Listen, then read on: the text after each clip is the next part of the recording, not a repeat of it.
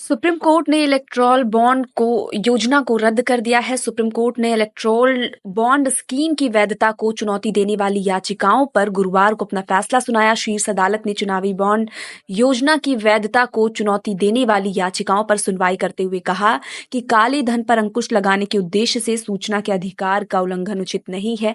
चुनावी बॉन्ड योजना सूचना के अधिकार और अभिव्यक्ति की आजादी का उल्लंघन है।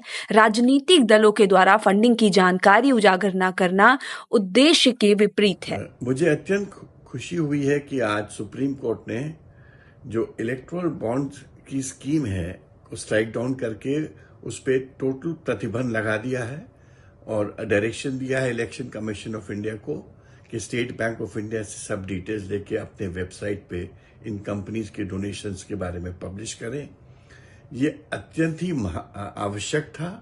प्रजातंत्र को ये खत्म करने वाली स्कीम थी, एक पार्टी के हित में थी, ऑपोजिशन को क्रश करने के लिए थी और जिस तरह से एनोनिमसली कॉरपोरेशंस पैसा डोनेट कर रहे थे, इसका मतलब यही था कि रूलिंग पार्टी को बेनिफिट करने के लिए स्कीम बनाई गई थी।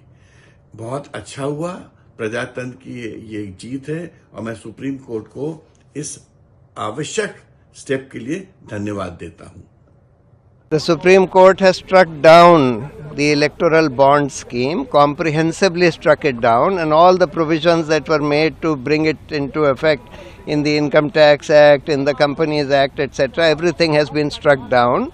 They have held that this violates the fundamental right to information of citizens to know about who is contributing this much money to political parties, etc. They have also struck down the amendment made which allowed unlimited political contribution being made by companies to political parties.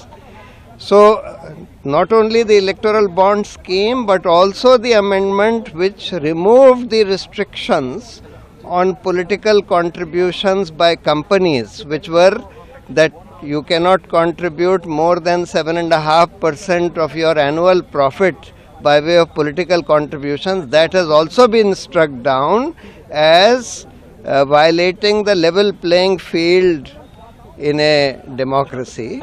So the petitions filed by us have been comprehensively allowed by the Supreme Court. Supreme Court has unanimously struck down the electoral bond amendments. Most importantly, before the scheme, the amendments which were the basis of the scheme have been struck down from different enactments like the Income Tax Act, etc. And the Supreme Court's view was, which is fundamentally they agreed with our submissions, that this is public information is essential for the functioning of a democracy, and therefore the public has a right to know who is funding their political parties.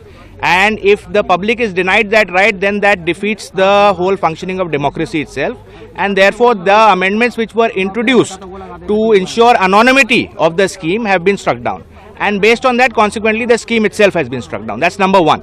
Number two, what was that there was the cap, which was the corporate cap, that even loss-making companies could now donate under the electoral bond scheme without any limit. That also has been struck down because the court was of the view that clearly a loss-making company or unlimited corporate funding is not healthy for a democracy, because those kind of donations will be made only for quid pro quo or to get benefit rather than genuine corporate donations for functioning of a democratic setup. So those were the two big findings, but broadly the Supreme Court has agreed with all our prayers.